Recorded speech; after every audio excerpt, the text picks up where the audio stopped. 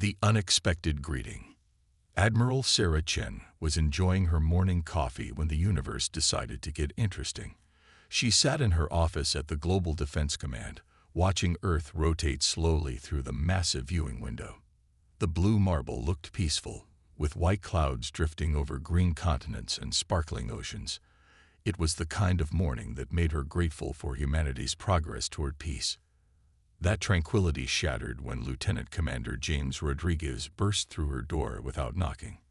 His usually calm face was flushed with excitement and something that might have been panic. He clutched a tablet against his chest, like it contained the secrets of the universe. "Admiral," he gasped, trying to catch his breath. "We have a situation. A big one." Sarah set down her coffee mug and turned her full attention to her communications officer. In 15 years of service, she had never seen James this rattled. The man had survived 3 different first contact scenarios with minor alien species, each time maintaining perfect military composure. "What kind of situation, Commander?" James activated the wall display with his tablet. The screen filled with sensor data that made Sarah's blood run cold. Hundreds of red dots appeared at the edge of the solar system, each one representing a massive spacecraft. The formation stretched across space like a metal constellation, approaching Earth with deliberate precision. "Long-range sensors detected them 3 hours ago," James explained, his voice steadying as he fell back into professional mode. "The fleet consists of approximately 800 vessels, ranging from destroyer class to what our computers classify as planet killers. Each ship is at least 10 times larger than our biggest space station." Sarah studied the display with growing fascination rather than fear. The alien ships were beautiful in their own terrifying way, sleek and predatory like space-born sharks. Their formation showed military discipline and overwhelming force. Any rational species would be preparing surrender negotiations by now. Humans, as it turned out, were not entirely rational. "Have they made contact?" Sarah asked. "Yes, ma'am. The transmission came in 20 minutes ago. Universal Translator Protocol, standard intimidation package." James paused, then added with the faintest hint of a smile, "Admiral, you need to see this yourself." The display changed to show an alien face that belonged in humanity's worst nightmares. The creature had leathery gray skin, 6 burning red eyes arranged in 2 rows, and a mouth full of teeth that looked designed for tearing metal. Bony ridges covered its skull like natural armor, and when it spoke, its voice was deep enough to make the speakers vibrate. "Primitive inhabitants of the Third World," the alien said in heavily accented but understandable English, "I am War Master Thax of the Corveni Empire. Your pathetic species has been selected for absorption into our glorious civilization. You will surrender all military assets immediately. You will provide complete population and resource surveys. You will prepare your leaders for processing. Resistance is impossible. Compliance is mandatory. You have one of your planetary rotations to respond." The transmission ended with the alien's 6 eyes glaring directly into the camera, clearly expecting the message to inspire terror and immediate capitulation. Sarah stared at the blank screen for several long moments, processing what she had just witnessed. Then she started laughing. It began as a small chuckle, the kind that escapes when someone tells a joke with perfect timing. But as the full absurdity of the situation hit her, the laughter grew stronger. Soon she was holding her sides, tears streaming down her face as waves of mirth overtook her completely. James watched his commanding officer with growing concern. "Admiral, are you all right?" Sarah tried to compose herself, but only managed to laugh harder. "Did you see his face?" she gasped between fits of giggles. The poor thing probably practiced that speech in the mirror for weeks.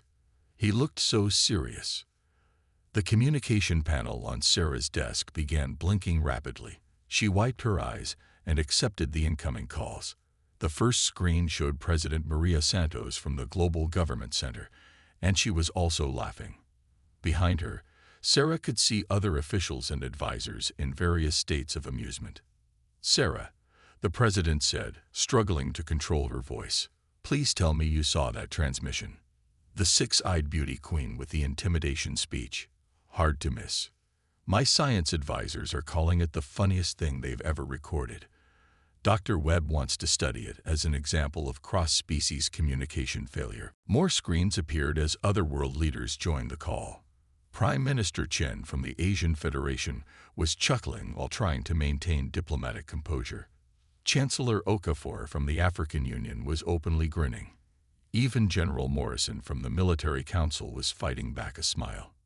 "Ladies and gentlemen," President Santos said, "we seem to be in agreement. This is either the most elaborate prank in galactic history, or we're dealing with aliens who have no idea what they're getting into." Dr. Marcus Webb's face appeared on another screen.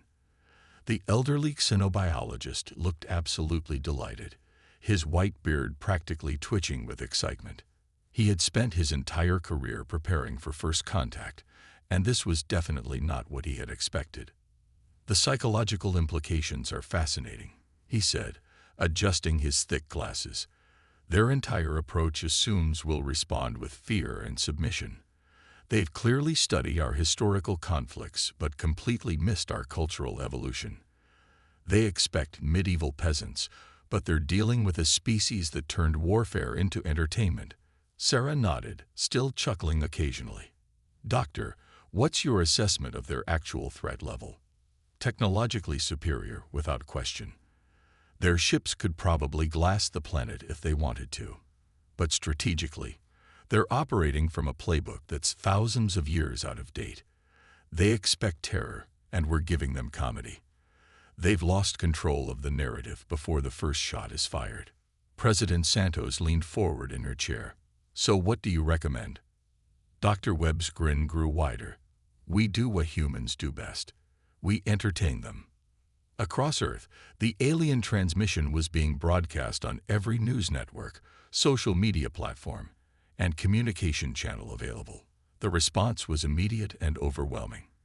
Within hours, the video had accumulated over 10 billion views and generated more memes than any single event in internet history. Coffee shops played the transmission on loop while customers recreated the aliens' dramatic poses. Late-night comedians had field days with the material. Children on playgrounds practiced their own intimidating speeches using War Master facts as inspiration. Social media exploded with hashtags like #6eyedsurrender and #galacticomedy. The reaction wasn't limited to Earth's civilian population. Military personnel at bases around the world were incorporating the aliens' dramatic delivery into their training exercises. Space stations reported crew members greeting each other with exaggerated War Master facts impressions. Even the most serious military commanders found themselves struggling to maintain composure when discussing the threat. Meanwhile, 800 light-years away, War Master Fax was experiencing his first taste of human psychology. His command ship's monitoring systems were detecting unprecedented electromagnetic activity from Earth. Every communication satellite was active, every broadcasting station was transmitting, and billions of electronic devices were generating patterns the Corvini computers couldn't interpret. War Master, his intelligence officer, reported nervously, "The humans are displaying behavior we have never encountered. Their electromagnetic signatures suggest massive population-wide agitation, but we're detecting no military mobilization, no evacuation procedures, and no surrender preparations." Thax studied the data streams with growing confusion. In 8 centuries of conquest, he had seen every possible response to Corvini intimidation. Some species immediately surrendered. Others fought desperately. A few tried to negotiate, but none had ever responded with what appeared to be celebration.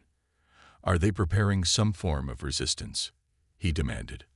"Unknown, War Master.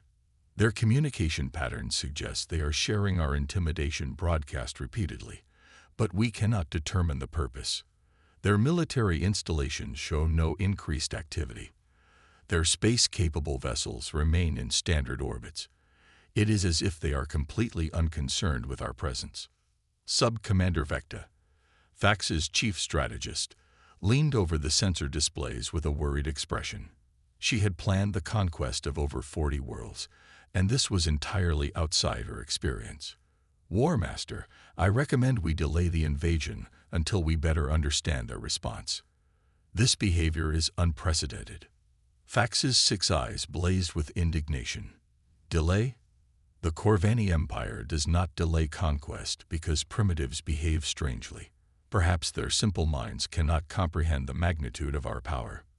But even as he spoke, doubt crept into his voice. The sensor readings were unlike anything in the Corvani database. The humans were neither fleeing nor fighting. Instead, they seemed to be laughing. Back on Earth, Admiral Sarah Chen was coordinating humanity's response to the alien ultimatum. The Global Defense Command had been transformed into something resembling a television production studio. Camera crews were setting up equipment while technical specialists prepared the most sophisticated communication array ever assembled. Admiral, James reported from his expanded communication station, "We're receiving inquiries from every entertainment network on the planet.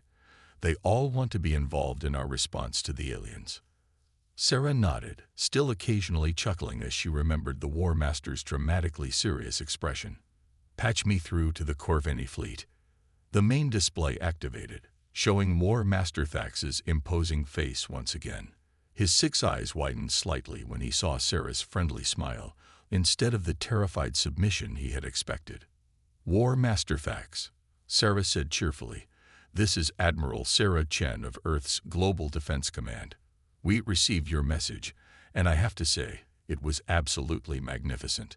The dramatic timing, the intimidating delivery, the special effects with your ships arranged in formation. Simply outstanding." Thax's expression shifted from confusion to suspicion. "Human, do you mock the might of the Corvani Empire?" "Mock? Oh no, War Master. We're impressed. In fact, we're so impressed that we've decided to throw you a party." The alien commander stared at the screen in complete bewilderment. In 8 centuries of conquest, no one had ever offered to throw him a party. A party. The biggest welcome celebration in galactic history. We've got entertainment, food, cultural exhibits, and performances planned. The whole planet's getting involved. It's going to be amazing. Sarah's smile grew wider as she watched the mighty War Master struggle to process this completely unexpected response. Behind her, she could hear Dr. Webb chuckling with delight at the unfolding cultural collision.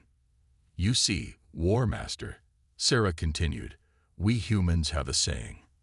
When life gives you aliens, throw an alien party. We're very much looking forward to meeting you properly." The transmission ended with Sarah waving cheerfully at the camera, leaving War Master Thax staring at a blank screen and wondering what exactly his empire had gotten itself into. For the first time in 8 centuries of conquest, the mighty Corvani war machine had encountered something it was completely unprepared to handle: human hospitality backed by an unshakable sense of humor. The real show was about to begin. The greatest show in the galaxy. War Master Thax had conquered 47 worlds during his military career, but none of them had ever confused him quite like this small blue planet. He stood in his command chamber, surrounded by displays showing unprecedented activity across Earth's surface. The humans were doing something that no species in the galaxy had ever attempted when faced with Corvani intimidation. They were preparing what appeared to be the largest celebration in recorded history. "Sub-Commander Vecta," he called to his chief strategist, "explain to me again what our sensors are detecting." Vecta approached with a data tablet, her scaled features showing the same bewilderment that had been spreading through the Corvani fleet. "War Master, they have constructed over 12,000 temporary structures across their planet. Energy readings suggest massive holographic projectors, audio amplification systems, and what our computers classify as entertainment technology. Their entire population appears to be participating in coordinated activities." Entertainment technology. Thax's 6 eyes narrowed. "Are they preparing some form of psychological warfare?" "Unknown, sir. We have no frame of reference for this behavior. In our database of over 3,000 conquered species, none have ever responded to invasion with festivities. Intelligence Officer Krex stepped forward, his forearms gesturing at multiple displays simultaneously. War Master, we've intercepted billions of their communications. The translation matrices are having difficulty processing the content, but they appear to be sharing instructional videos for something called alien appreciation dances and recipes for welcome to Earth cookies. Thax stared at the displays in growing disbelief. Images of humans across their planet showed them engaged in activities that defied every military strategy he had ever studied. Children were painting pictures of his ships. Adults were practicing what appeared to be ceremonial greeting rituals. Entire cities were being decorated with colorful banners that seemed to welcome the Corveni fleet. War Master, Communications Officer Zell announced, "We're receiving another transmission from the human leader." "Put it through," Thax ordered, bracing himself for whatever new form of inexplicable human behavior was about to assault his understanding of military conquest. Admiral Sarah Chen appeared on the screen, but this time she was standing in what looked like a massive amphitheater. Behind her, thousands of humans were setting up stages, arranging seating, and coordinating with technical crews managing equipment that made the Corveni sensors register energy signatures they had never encountered before. "War Master Thax," Sarah said with the same cheerful enthusiasm that had baffled him during their first conversation. "I hope you're ready for the show of a lifetime. We got representatives from every nation, every culture, and every form of human expression preparing to welcome you properly." "Human Admiral," Thax interrupted, "I do not understand your behavior. We have come to conquer your world, not to participate in festivities." Sarah's smile widened. "Oh, we know exactly why you're here. That's what makes this so perfect." Behind her, a massive holographic display activated, showing images that made every Corveni officer in the command chamber step backward in shock. The humans had somehow generated a perfect three-dimensional representation of the Corveni fleet, complete with accurate ship designs, weapon configurations, and tactical formations. "You see," Sarah continued, "we've been monitoring galactic communications for about 60 years now. We know all about the Corveni Empire, your military capabilities, and your conquest strategies. We've studied your technology, your culture, and your history. We know exactly what you're capable of, and honestly, it's impressive." War Master Thax felt his world shifting beneath his feet. You have been monitoring us. Of course. Did you think a species capable of interstellar communication would ignore the galaxy's most active military empire? We've been tracking your fleet movements, analyzing your battle tactics, and studying your social structures since before you probably knew we existed. Dr. Marcus Webb stepped into view beside Sarah, his elderly human features showing the enthusiasm of someone about to share a lifetime's worth of research. "War Master, may I say what an honor it is to finally meet you in person. Your species' approach to interstellar logistics is absolutely fascinating. The way you coordinate supply lines across such vast distances while maintaining fleet cohesion is remarkable." Thax stared at the elderly human with growing alarm. "You have been studying us." "Oh yes, extensively. Your military academies produce some of the finest strategic minds in the galaxy. Your technological innovations in faster-than-light travel are elegant solutions to complex physics problems. Your cultural unity across hundreds of conquered worlds represents a sociological achievement that we find quite inspiring." "Then why?" Thax demanded, his voice rising to a roar that made his own crew step back. "Are you not surrendering to our superior power?" Sarah and Dr. Webb exchanged glances before both of them started laughing again. The sound seemed to fill the command chamber, making every Corveni officer uncomfortable in ways they had never experienced before. "War Master," Sarah said, wiping tears from her eyes, "you're absolutely right. You could destroy our planet without breaking a sweat. Your technology is centuries ahead of ours. Your military experience spans thousands of years, while we've barely left our own solar system. In a straight fight, we wouldn't last 5 minutes." "Then surrender," Thax said, though his voice lacked its usual confidence. "But here's the thing," Dr. Webb added, his academic enthusiasm shining through. "We realized something interesting while studying your empire. You conquer through intimidation and superior force, which works perfectly against species that respond to fear. But humans, well, we stopped responding to intimidation around the time we figured out how to split atoms." The holographic display behind them changed to show human history, cities being rebuilt after devastating wars, explorers venturing into impossible territories, scientists solving problems that had stumped them for generations, artists creating beauty in the midst of chaos. "We're the species that looked at an ocean and decided to cross it," Sarah explained. "We saw mountains and decided to climb them. We discovered fire, invented agriculture, built civilizations, destroyed them, and built better ones. We've been our own worst enemy for thousands of years, and we survived ourselves." So when a fleet of alien warships shows up demanding surrender, Dr. Webb continued, "Our first instinct isn't fear. It's curiosity. We want to know who you are, where you come from, what you've seen, and what you can teach us." War Master Thax found himself in the unprecedented position of being completely outmaneuvered by a species he had intended to conquer in a single day. "What do you want from us?" "We want to throw you the biggest party in galactic history," Sarah said simply. "We want to show you every form of human art, music, literature, cuisine, and creativity we've ever developed. We want to learn about your culture, your technology, your history, and your achievements. We want to turn this first contact into the beginning of something amazing." The display changed again, showing preparation activities across Earth. Humans were creating art installations inspired by Corvini ship designs. Musicians were composing symphonies that incorporated mathematical concepts from Corvini faster-than-light physics. Chefs were developing fusion cuisines that attempted to accommodate the dietary requirements of 6 different Corvini subspecies. "This is unprecedented," Sub-Commander Vecta whispered to her War Master. "They're treating our invasion force as honored guests." "War Master," Intelligence Officer Krex added, "our psychological analysis suggests they are completely sincere. They show no signs of deception, hidden weapons, or military preparation.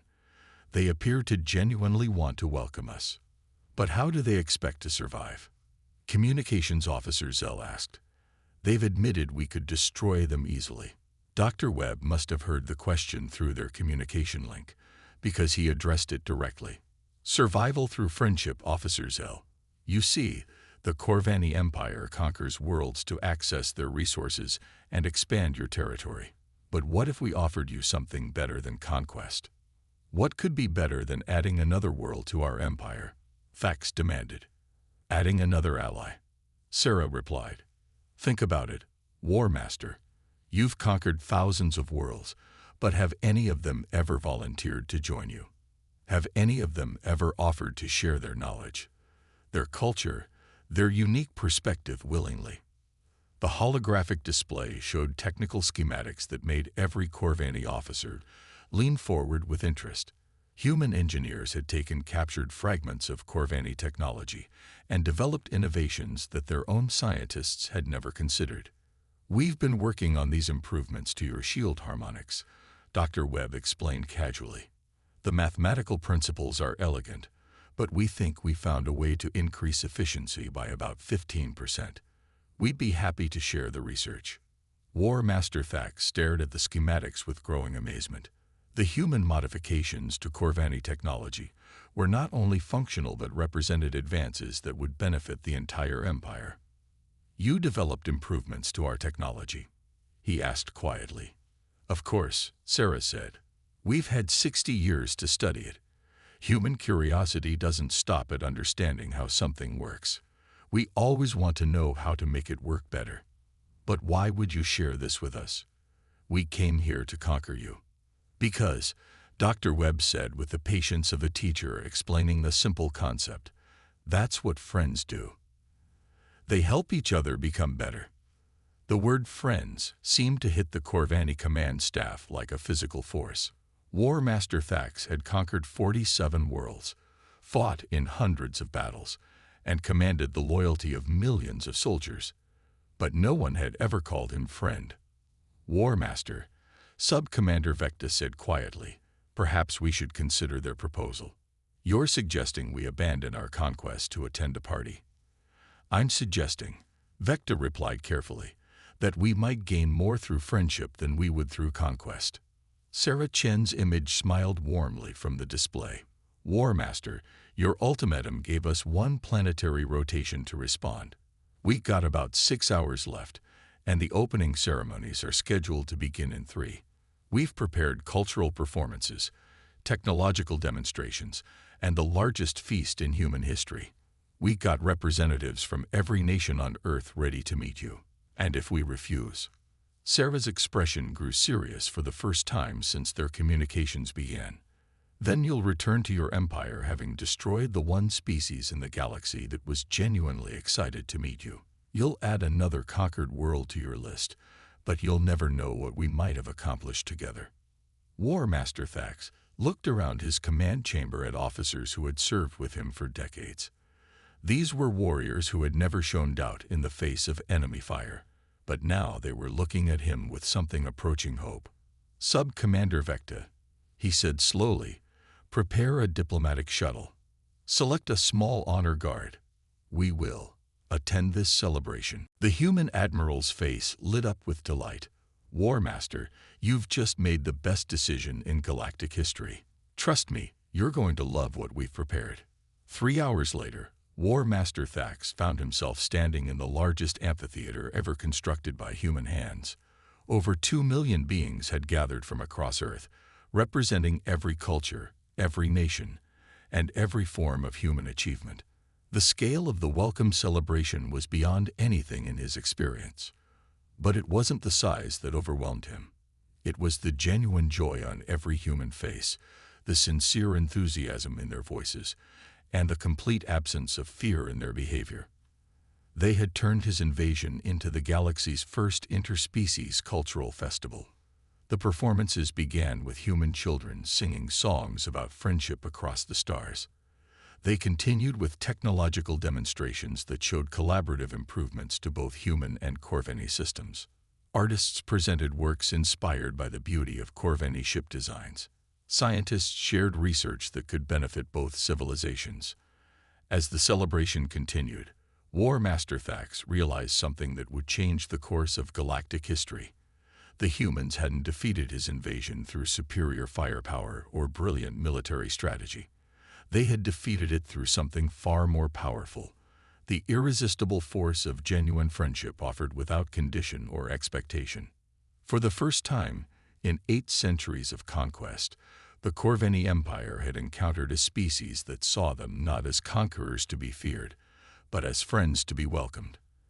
And in that moment, War Master Thax understood why the humans had been laughing. They had turned the galaxy's most feared military empire into guests of honor at the greatest party in galactic history. And somehow, everyone was going to benefit from it. The age of conquest was over. The age of cooperation had begun. And it all started because humans found the idea of an alien invasion absolutely hilarious.